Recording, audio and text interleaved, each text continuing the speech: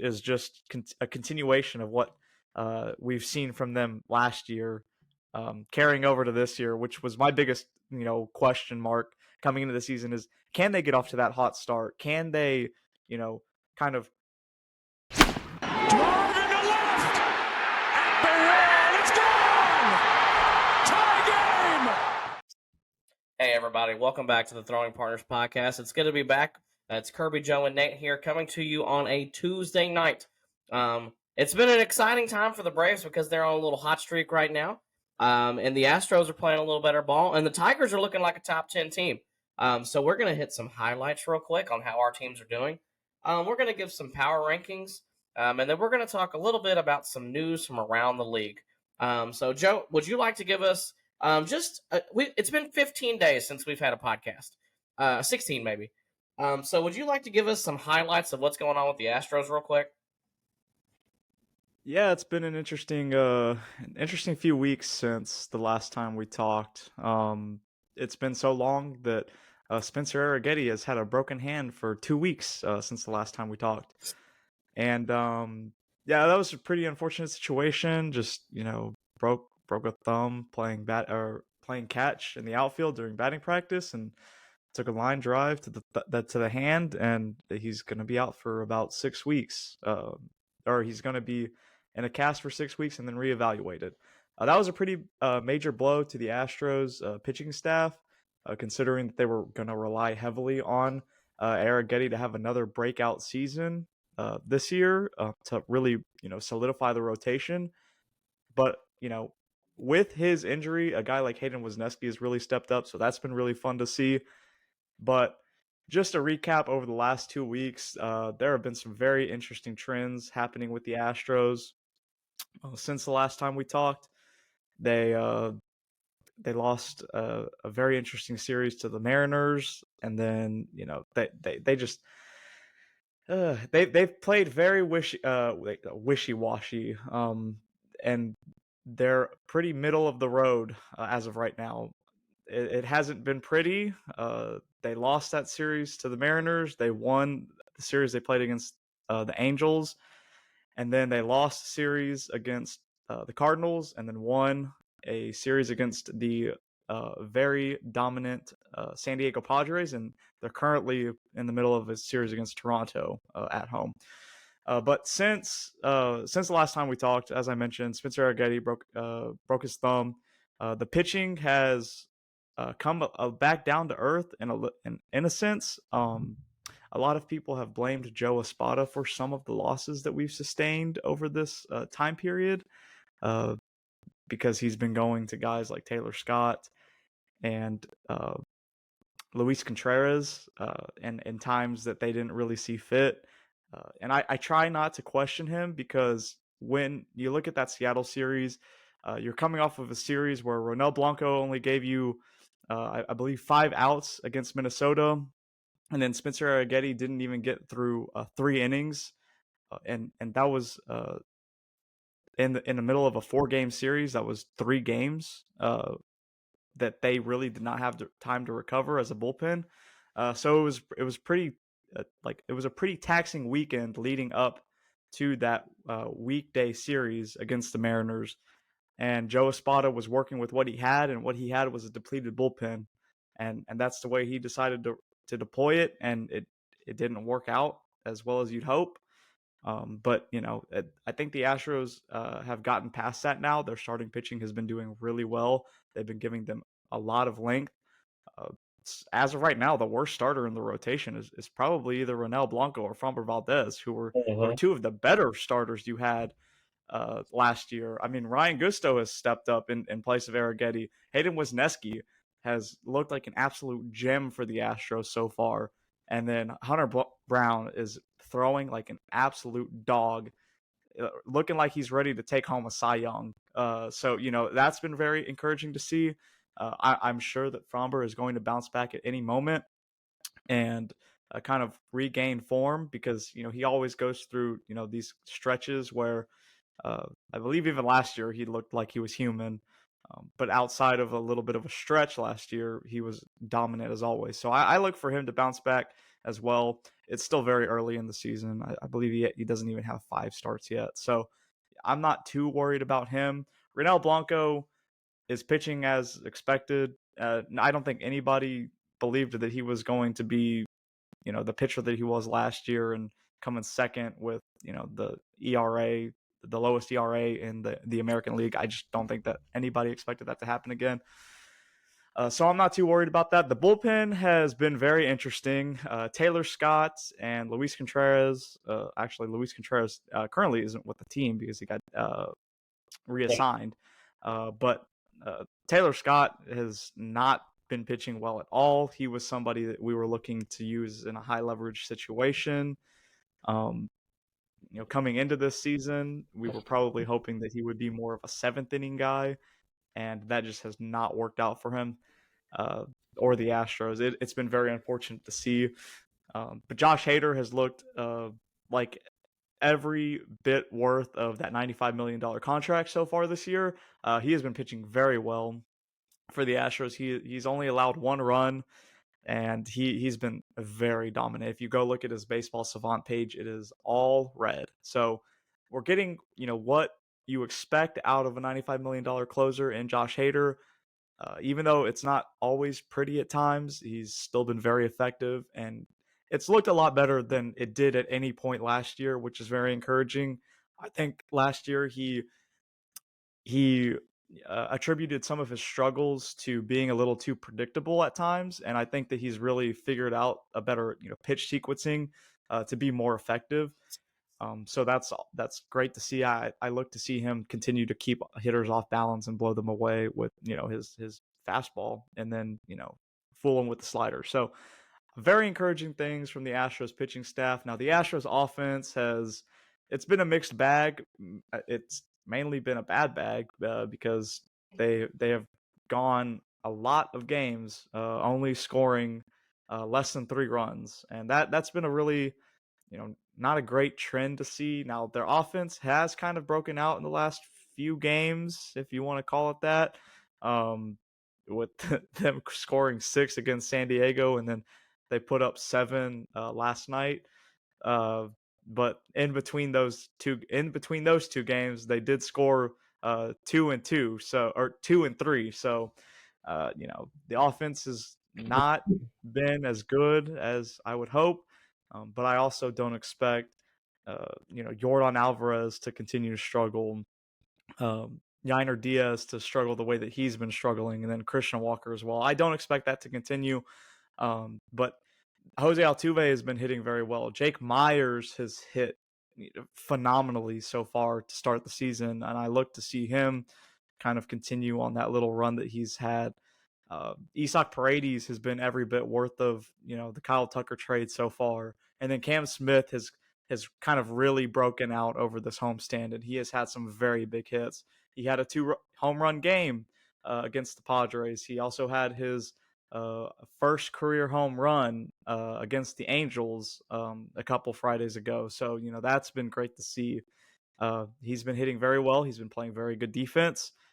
There's only been I can only name one play, and it was a play against the Padres on Sunday night that led to a Tatis triple that I can complain about. But other than that, he's played very well in the field.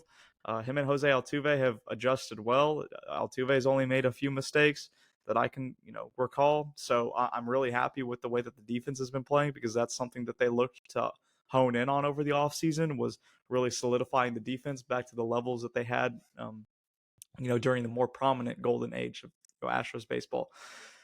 But the offense, like I mentioned, Yordan Alvarez has been struggling.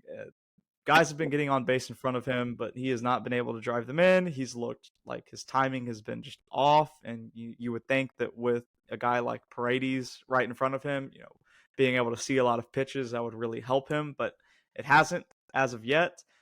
I look to see Espada play Yordan more in the field coming up, because he has said in the past that he really does prefer to play in the field over anything else. He's not the biggest fan of DHing. While he's still effective as a DH, he really does prefer to play left field. It takes his mind off of his at-bats and kind of allows him to forget about it, instead of ponder on it while he's in the dugout. So I look to see him in the field more often, and Espada give Altuve a little bit more days at second base. And that would be really helpful because you just cannot keep running out of Brendan Rodgers and Mauricio Dubon tandem. It's not working. Rodgers has looked okay for what he is, and Dubon has looked awful at the plate. So I really look to see Jose Altuve get more run at second base now when you have fly ball pitchers on the mound, like a Wesneski, like a Blanco. Um, so I'm hoping that's the case because, as I've said, Jordan seems to be more comfortable when he in the lineup when he's in the outfield. So yeah, I mean that's pretty much the breakdown that I have. I mean the Astros offense has struggled on and off. They had 14 games in a row where they alternated wins and losses, and then just recently against the Padres won their first 2 games in a row all season. So I'm hoping that they can win their second pair of games in a row tonight, which they currently lead 3-1. So I'm hoping that they can continue to pitch well and then lock down this win. Well, that was a great kind of highlight of what's going on with the Astros over the last 2 weeks, Joe. Nathan, what do you have to say about the Tigers? Oh, what shall I not say? So we'll start with right now they are half game back, I think, of Cleveland for first place, but all to me, we're tied for first. We're neck and neck with them. Something that stood out to me that I heard them mention on the broadcast yesterday for the game was the Tigers have won 5 out of the last 7 series that they've played, which I can't even think about the last time that happened before this year. God, probably 10 years ago. Last year, they were off to a pretty torrid start. But now they're looking good. Last 5 of 7. They've had quite a bit of notable wins recently. They took the series against the Yankees, took 2 or 3 from them. They swept the Royals. We've taken 1 from the Padres so far. We play them again tomorrow at noon. So looking forward to hopefully winning that series, making it 6 of 8. I think since the last time we talked, they went on a 5-game winning streak, starting with the White Sox. But then that transferred into taking 2 from the Yankees back to back. So far, the pitching has looked incredible. I think the last time we spoke, I spoke about Tarek Skubal having the 2 most unluckiest starts of his career, probably. But since then, he's bounced back. He had a very nice game against the Yankees, and I believe he also had a pretty nice game against the Brewers. And he's back to 2-2. But I'm not going to stick on him. We need to talk about the rest of our starting rotation here. Flaherty, Casey Mize, and Jackson Jobe have all been incredible. I think they said we are the only team with 4 starters with ERA under 4. Tarek's got a 2.83, Mize has a 2.22, Flaherty's at a 2.53, and Jobe's at a 2.7. So Jobe was a little rough on the first couple starts. He's having some issues with control, with location, and knowing what pitches to throw where. Of course, he's pitched 4 games in the majors so far, including a playoff game. Can't blame him for that. But watching his last start, I thought he settled in very well. He was throwing the cutter like he's been in the pro for 10, 15 years. He's getting guys swinging and missing terribly. His changeup looks great. And he's also utilizing his fastball better. I think now that he's more comfortable with his cutter and his changeup, he's able to use the fastball in a different way than he was before. Casey Mize, he's coming back for the to redeem the bust allegations. Same as Spencer Torkelson. So far, his sinker, his fastball has been incredible. He's never had a bad sinker or a bad fastball. But the thing that's complementing that too is his changeup. His changeup to same-handed hitters and a little bit to opposite-handed hitters is devastating. Let's see how many Ks. I have it up here.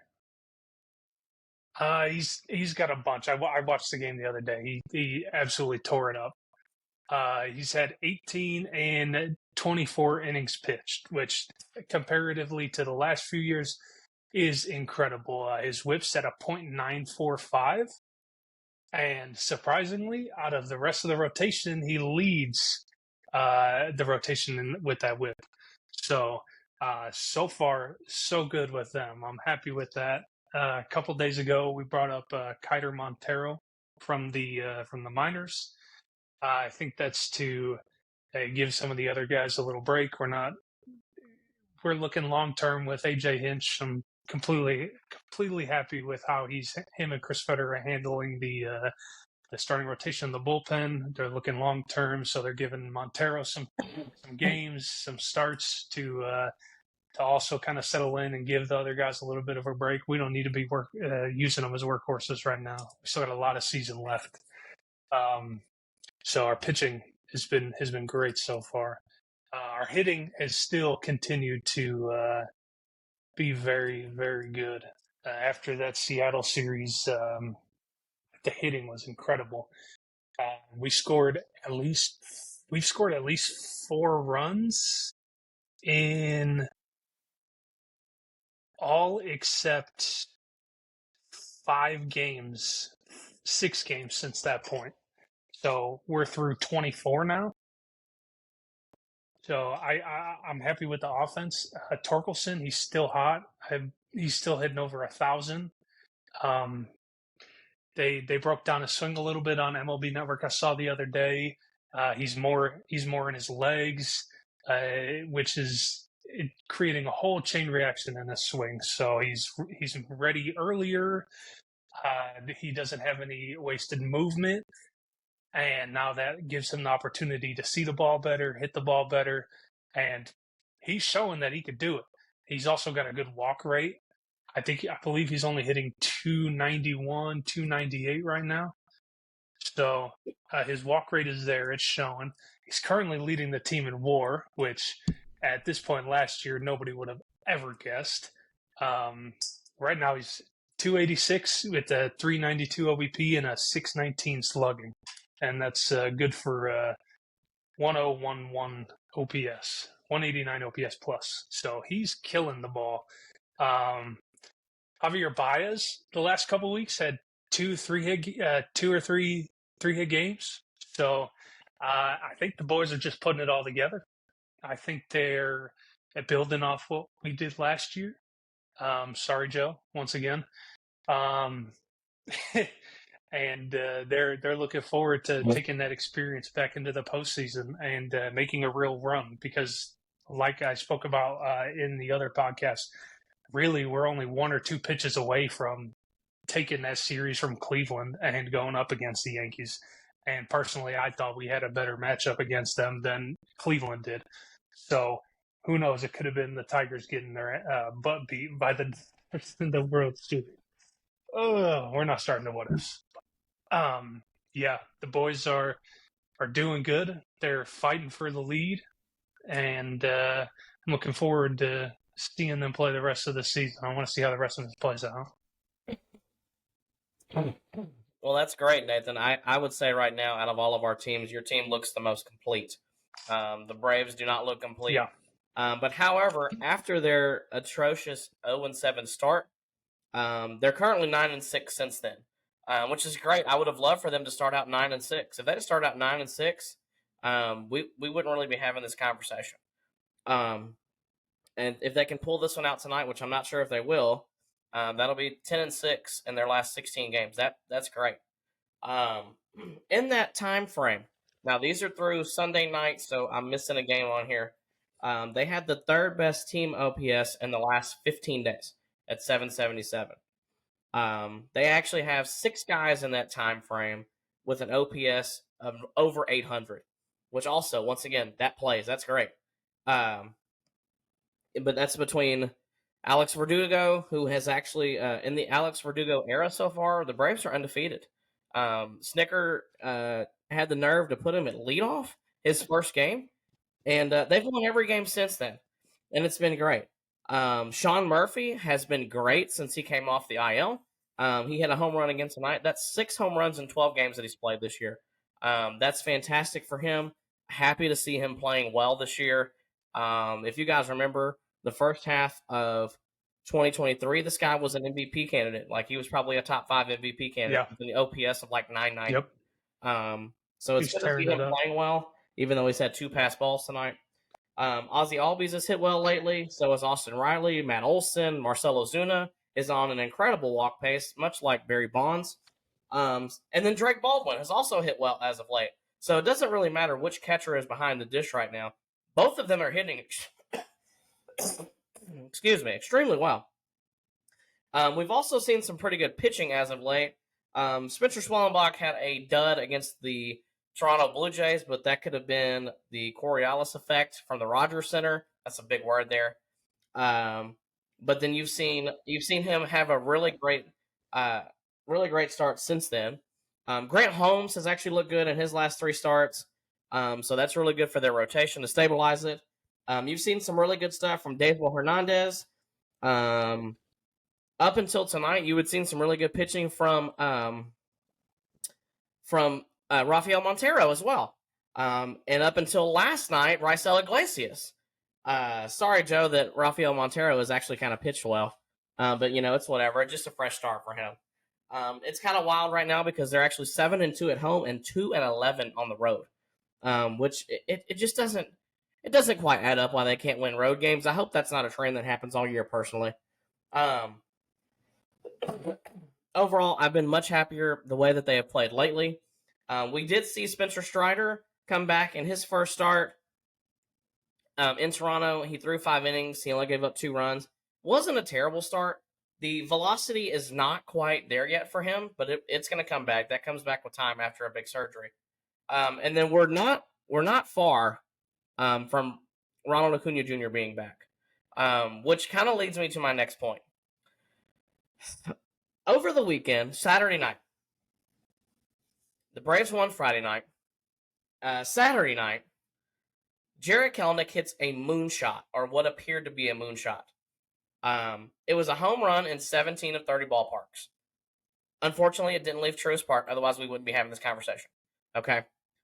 Jarred Kelenic got the bright idea that he was not going to run it out, and he was going to watch it. With that being said, he watched it. He didn't run all the way through first base and tried to stretch it into a double, which he should have had a stand-up double anyway, and he got thrown out in a second.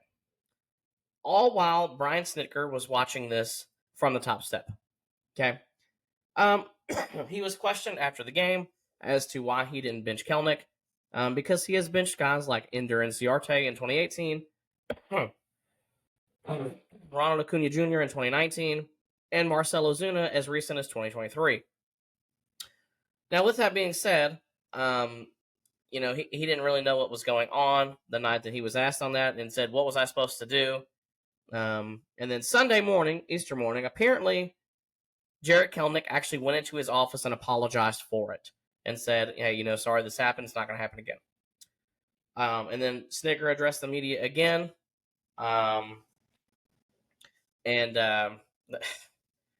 It just didn't quite add up because he kind of gave a different answer Sunday than what he did Saturday. Now, with that being said, I have some issues with what happened after that.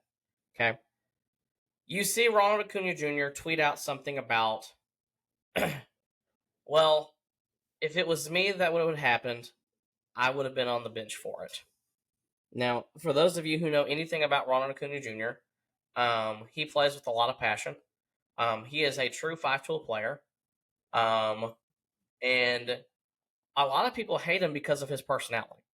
He has a huge personality when he plays. He has obviously been benched for not hustling before. However, when he's healthy, he's a top 3 player in the league, not named Shohei Ohtani or Bobby Witt Jr. He was the honorary member of the 40-70 club. He created that. Nobody else has. Shohei didn't do that. He did 50-50. Different. Probably better, but still great. Now, with that being said, Ronald obviously was very upset about that. Here's where my issues start. Was Snicker in the wrong by not benching Kelnick? Yes. Was Kelnick in the wrong by not hustling? Yes. Was Ronald in the wrong by tweeting that? Yes. All 3 of them were in the wrong, respectively. However, things kind of hit the fan today when Jeff Francoeur went on 680 The Fan and gave his opinion on the whole situation. And basically made the assumption that the Braves had won the World Series in 2021 without Ronnie. And they have done several other things despite him being in the lineup, with him being gone. Now, if you look historically at how well the Braves play without Ronald Acuna Jr., it's pretty terrible. With him, they have a .660 winning percentage, which tells you that they typically win every series with him playing. Okay? Hypothetically, 2 out of 3. I think somebody that is in the broadcast booth that gives that opinion about a player should not represent the team. Just me personally. I think it is wrong for what he said. He was wanting Ronald to, quote unquote, be a better teammate because he said he threw a teammate under the bus. I don't know that he really threw somebody under the bus besides giving an opinion that wasn't quite wrong. Should he have said it? No. Should he have tweeted it? No. But was he wrong? No. Because more than likely, he probably would have been benched. But what's most interesting, though, is, and some people may not remember this, is in 2023, during his MVP year, obviously he had come off the ACL surgery in 2022 and wasn't quite healthy. Well, in 2023, the Braves actually told him that on ground balls that were like going to be for sure outs or for sure double plays, things like that, for him to save his legs, meaning not run as hard as you can. Now, if you've ever seen Ronald Acuna run the bases, you know that he can run. He runs well. He can fly when he's healthy. They told him that in 2023 to save his legs so he could, basically last the whole season, which he did, and he won the MVP for it. I wasn't really, irritated by the whole thing until what we heard from Jeff Francoeur. Jeff Francoeur is, obviously one of the play-by-play analysts, or one of the color analysts for the Braves sometimes on occasion. And he just, I think he was out of line with what he said today. Because he even said in his thing that Ronald Acuna Jr. is the most talented baseball player to ever don a Braves jersey, which I completely agree with. More talented than Chipper Jones, more talented than Hank Aaron, because of his legs. It's what he can do on the base paths. It's also because of his arm, because he's got a cannon for an arm.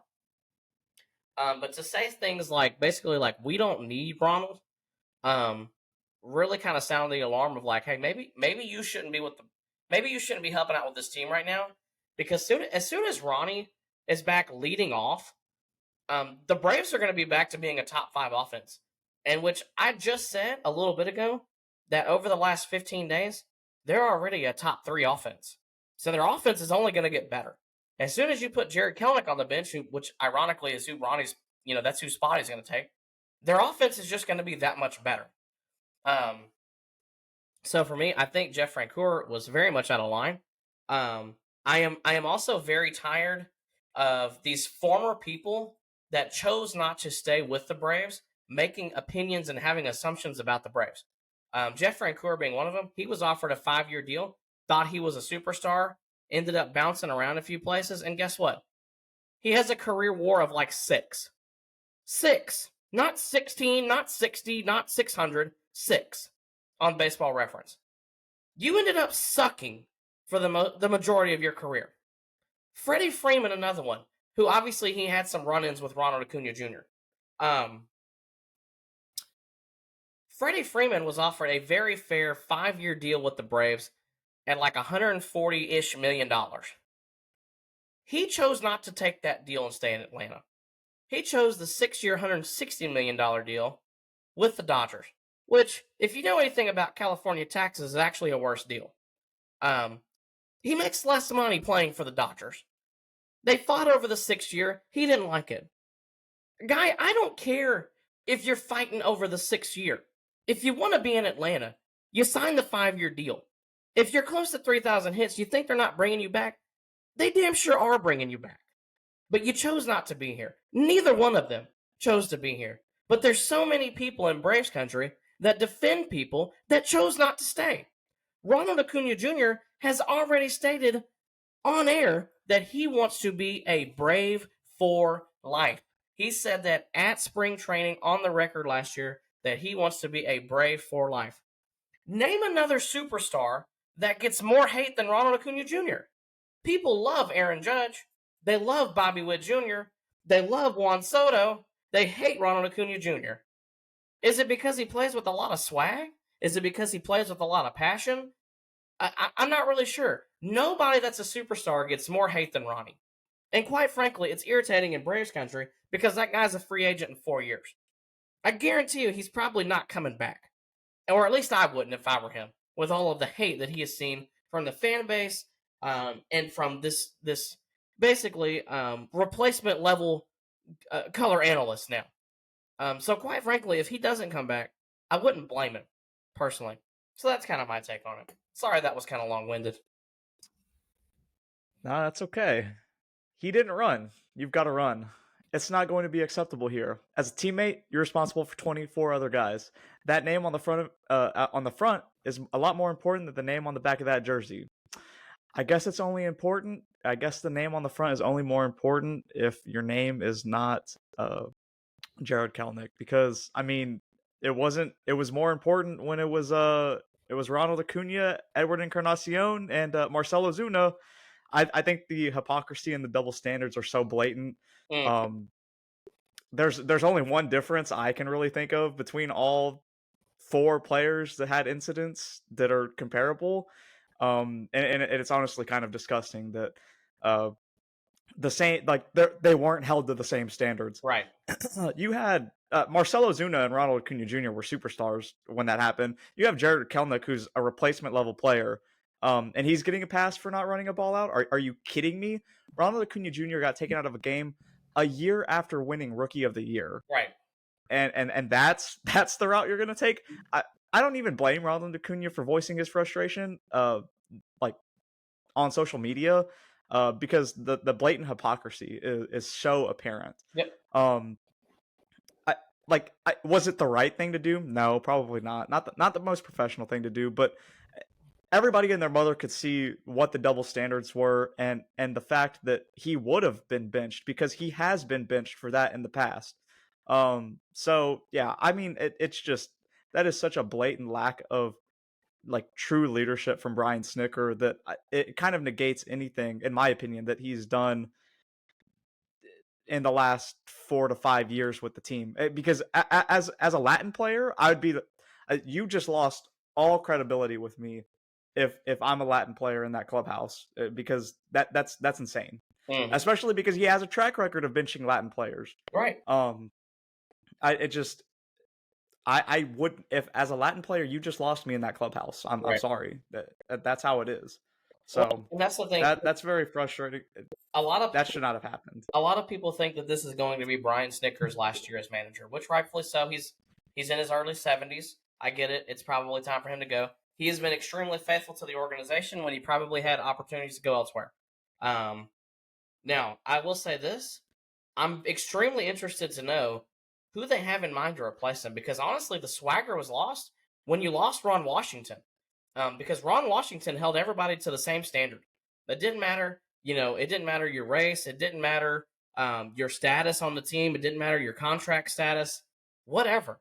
If you played bad, Wash told you. If you played great, Wash told you. Wash loved the guys. The guys love Wash. That swagger has been gone since Ron Washington left. People love playing for that guy. I don't care that he's 70-something years old. I would play for that guy if he's on his deathbed. People love playing for him. He has gotten so many compliments wherever he goes. And that just speaks volume to the legacy that he has left with every team that he has ever coached. Now, do I feel like that he is the right guy to bring back? Probably not, because it kind of leaves a sour taste in people's mouths if you go from, one guy that retires to bringing back a former guy. I have a couple people in mind that I actually think would be great for that clubhouse. Martin Prado would be one. He's a completely bilingual Latin guy. I think he would be fantastic. I also think somebody like Martin Maldonado would be great. He's brilliant behind the dish. Oh, He needs God. to retire. Why was I thinking you were going to say that? Why did I know you were going to say that? He's a great leader. Even though he's not a great player, he's always been a great leader. I would love to see somebody like that get the job. There's been talks of, Brian McCann eventually wanting to hop in a managerial role. Probably not yet. Mark DeRosa, not really feeling that one. So it's just going to be really interesting. There's a lot of guys that I think can manage this squad well, and I really think that this is probably going to be that last year for Brian Snicker.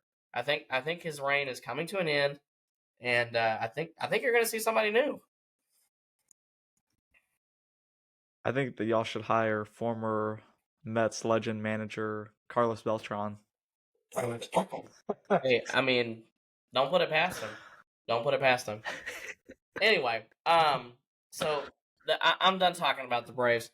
Gentlemen, did you want to tell me who you believe are the 5 best teams in the league with some power rankings? I have a pretty spicy top 5. No, the Braves are not in it. Don't think that. All right, well, I'd love to hear you kick it off, Kirby, because, you just got done with that rant. I want to catch you while you're hot. Okay, well, Nathan, you might be kind of happy with this. My number 5 right now is actually the Tigers. I like what the Tigers are doing.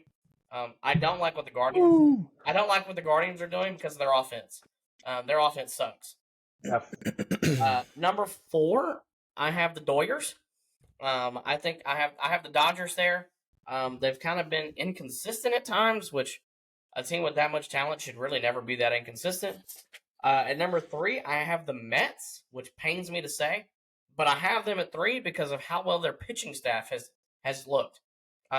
Between their starters being absolutely dominant, it's hard not to put them at number 3. And now you're seeing Juan Soto, Mr. $765 million, come alive. That's pretty impressive. At number 2, because of their offense, I have the Cubs. I have the Cubs at number 2. Let me just say this, Joe. I was going to mention this earlier, but this is actually a trade that has worked out for both sides. For the Astros both teams, yep. And the Cubs. This has been the best trade for both teams, especially if they can sign Kyle Tucker long term, since God knows when. Because you've got a superstar in the making in Cam Smith. Hayden Wesneski has been everything and more so far, and Isaac Paredes has held it down at third base. But Kyle Tucker has been that same but even yet better superstar with the Cubs than he ever was with the Astros. Now, granted, he was there last year before he got hurt. So, needless to say, he has fit right in with the Cubs, and quite frankly, he's been fantastic. And then at number 1, I have the Padres, a team that I picked to not make the postseason. Fernando Tatis is on a 50-50 pace or better. He is doing everything well. Once again, when this guy came into the league, we thought he was a Hall of Famer the second he stepped onto the field. And despite, the issues with PEDs and stuff like that, he is still looking like that. He is looking like the 5-tool player that he was and is, and will probably continue to be. When he came up as a shortstop, he really struggled. But let me tell you, he has found a home in right field. A platinum glove home in right field. And that dude is talented out there. He's got a great arm. He's got a great glove. He reads the ball well off the bat. He just doesn't do a whole lot of things wrong, guys. I'm not saying that I think that he is better than Ronald Acuna Jr., but when they're both healthy, he might be. He might actually be better overall. He probably doesn't run the bases as well as Ronnie did when he was fully healthy, but he's got a better glove. I mean, he is awesome to watch. It kind of hurt me to see him torch the Astros the other day with those 2 dingers. But man, he is special to watch. I would love to have that guy on one of our teams. I mean, I hate that he plays for the Padres, who I don't really care about. But that's kind of my list right now. And plus their rotation with Cease and King and Pavetta and whatnot, and their bullpen has been lights out as well. The Padres look good. They look good. What about you, Nathan? What do your top 5 teams look? Oh yeah. So before I give my my top 5, I do want to add a couple things about Tatis. I think you bring up a lot of good points there about him. I think he kind of got over a little bit of the childish behaviors of being a young player a couple years ago when he made the voluntary move to right field when they signed Bogarts and they had Kim doing well. He really became team player at that point, going to right field, adapting to it, playing it well. And yeah, on top of that, probably the least talked about PED scandal in the last 10, 15 years, I think. Because, I mean, hell, at this point, he hit 50 homers or whatever it was before they even caught him doing PEDs. So who says he wasn't doing it natty before? So I think that's definitely part of it. Top 5. I think, Kirby, our top 5 are going to be very similar. I think I'm going to use my bias here and agree with you that number 5 is the Tigers. I think our starting rotation outside of Reese Olson, he's figuring his stuff out, has been incredible. Lockdown. We've had one of the better bullpens in baseball so far. So I think we're holding it down on the 5 spot there. Number 4, I think I am going to go with. See, this is tough, man. I want to say the Yankees. I think they're still there. I think they have the power. I don't think they've hit any sort of big regression yet. They hit the Tiger buzzsaw, but they figured it out in the 3rd game. But Max Fried has looked phenomenal. Max Fried having the no-hit bid, and I mean, hell, torpedo bats. We can't take it off of that. How about Jazz Chisholm being an absolute horrible streak right now, by the way, since he got ejected and was tweeting from the clubhouse during the game? Yeah. Mm-hmm. Not a fan. Can't win them all. Yeah. Can't win them all. Yeah. Number 3? Yeah, number 3. I think I'll go Dodgers. Yeah, I agree. I think maybe a little bit of recency bias here, but they have been underwhelming, I think. I mean, the last 10 games, they've been 7-3, but they're 16-7 in the 2nd place. To me, that's underwhelming when you have your division rival who had supposedly I don't want to even say supposedly, who did have a worse offseason than you, is now leading the division. It's insane. I think, Kirby, I'm going to match up with you, number 2, the Mets, and I think the Padres in 1st. I agree with you. The Mets definitely have the best pitching staff in general. Mm-hmm. I think they have on not Baseball Reference, but this other one, Fangraphs. Yes, on Fangraphs, they have them listed as the number 1 bullpen and the number 1 starting rotation. So undoubtedly, I think they are killing it. And yeah, Juan Soto is $765 million. What are you going to say about it? He's killing it. They're on a 5-win streak. They're looking real hot. And 10-1 at home. It's a It's a number to keep your eye on. Same with San Diego, 12-1 at home. Mhm. They are incredible. I would say I left the Cubs off this one. I think, Joe's going to be really happy about that one. The Cubs, I think, are probably T5 for me. I think their pitching staff is Terrible. a little wonky. Yeah, I have some Cubs friends in the family and friends. I'm not gonna shit on them too bad. But I think their pitching staff definitely wonky. I mean, 13-11 game with That was the best game Arizona. that's happened this year, though. That game was nuts. Lights.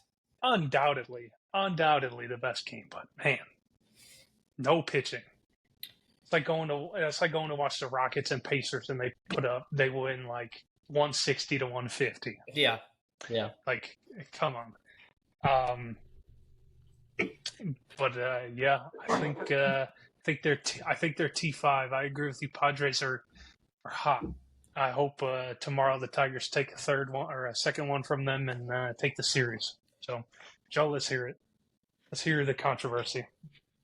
All right, so I'm going to start off with an honorable mention. No, y'all are going to be surprised. I actually don't have the Astros anywhere near my top 5. They're not even in my top 10 of teams right now.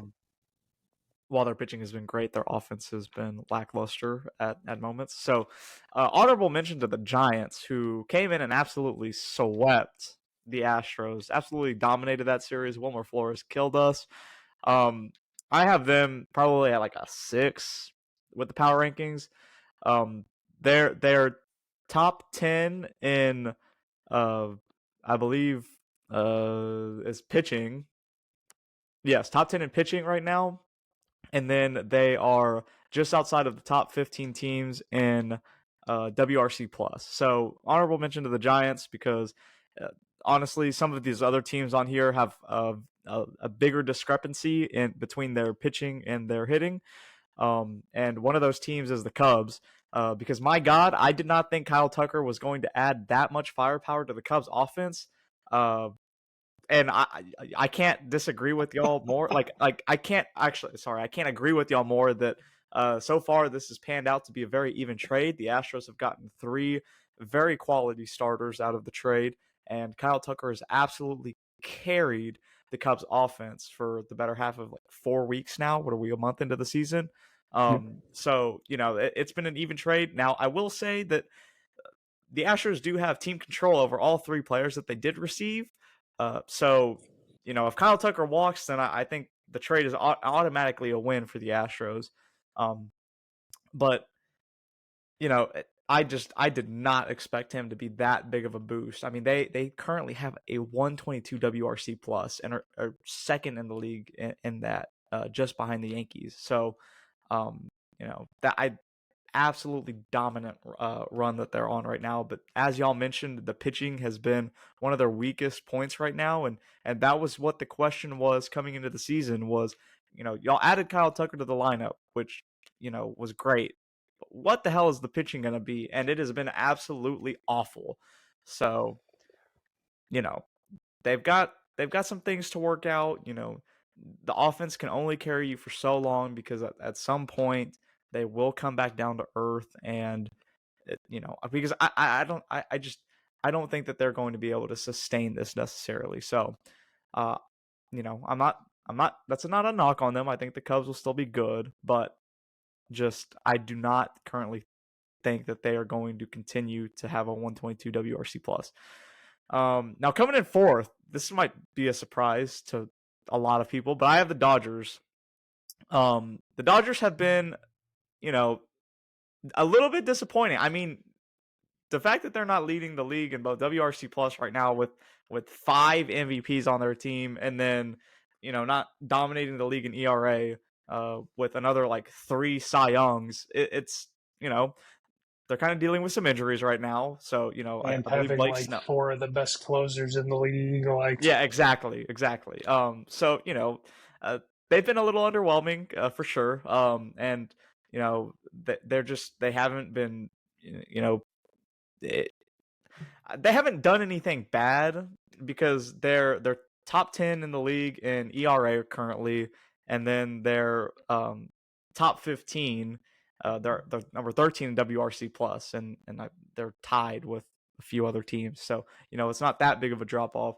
But I think that the Tigers, coming in third, have pitched and hit very well, which is just a continuation of what we've seen from them last year, carrying over to this year, which was my biggest question mark coming into the season is, can they get off to that hot start? Can they kind of shed that gritty Tigs and like mantra and not need to be the gritty Tigs because they're just going out and dominating. Like, they don't need to be the gritty Tigs anymore because they started off so well that they can just be the Tigers. They can be, we are now, like, they have announced their presence and they're here to stay kind of vibes, They don't have anything to prove anymore. They just have to go out there and win. So I actually have them in my third spot because, again, they've been hitting and pitching very well to start off the season.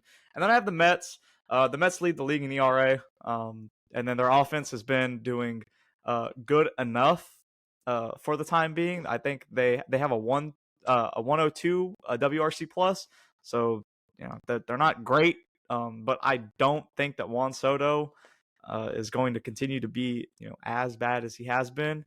I think that he actually has started to come out of his funk to start the season, so that's encouraging, at least for them. And then I have the Padres, who actually just lost a series to the Astros. So if we're gonna go by recency bias, maybe I'll put the Astros at 1. Maybe tied for 1. Yeah, I'm just kidding. I mean, if the Tigers win tomorrow, we should put them at 1. Come on. I mean, I have them at 3 right now. That's more than y'all had them at. Ah. So I have the Padres at 1 because their bullpen and their starting rotation has been absolutely dominant. I was surprised that the Astros were even able to scrape 2 out. I mean, they held them to 5. The Astros got held to 5 runs in 2 games. But I mean, every team has been holding the Astros to 5 runs in 2 games. So that's not really that big of an accomplishment, but they still were able to hold them. And then their offense has just been great. I mean, Fernando Tatis is playing like an MVP. That they've been playing. They have currently a 118 WRC plus, so they've been knocking the ball out of the park, and that's with Jackson Merrill down right now on the IL. So when he comes back, who knows what kind of boost that's going to be for the offense. I'm glad you said that because I actually forgot about Jackson Merrill even being down. Jackson Merrill is also one of these top like 5-tool players. This guy is going to be a stud muffin for years to come. Between him and Tatis holding it down there. So I mean, I kind of feel like an idiot not picking them to go to the postseason right now. But I mean, it's a long season. We never know what can happen. The Braves are about to lose, by the way. So much for that little 4-game win streak. I guess we'll be, instead of 9-6 to start, we'll be 9-7 since our 7-game skid, which is not horrible by any means, but we'll take it. Much better than 0-7. That was just destructive. Other than that, gentlemen, is there anything else that you want to discuss tonight? All right. Well, I think we covered everything. I think so too. Well, everyone, thank you for being patient with us. We live some pretty busy lives between Nathan moving, me getting married, and Joe moving into a new house. So it's been quite the roller coaster as far as our lives lately. But thank you for sticking with us. And if you could, please throw us a like, and we will catch you on the next one. Remember, our YouTube channel is the Throwing Partners Podcast. Please like, please subscribe, please share, all of those good things that we like to see. I love to see our views going up, our likes going up. And also, too, if you have not already, please subscribe to us on Apple Podcasts. Click that follow button on Apple Podcasts and leave us a 5-star review. Those 5-star reviews help the show more than anything. That helps take us to the top of the baseball podcast rankings. And that would be much appreciated. So thank you, everybody. Have a great rest of your week, and we hopefully will see you on Sunday.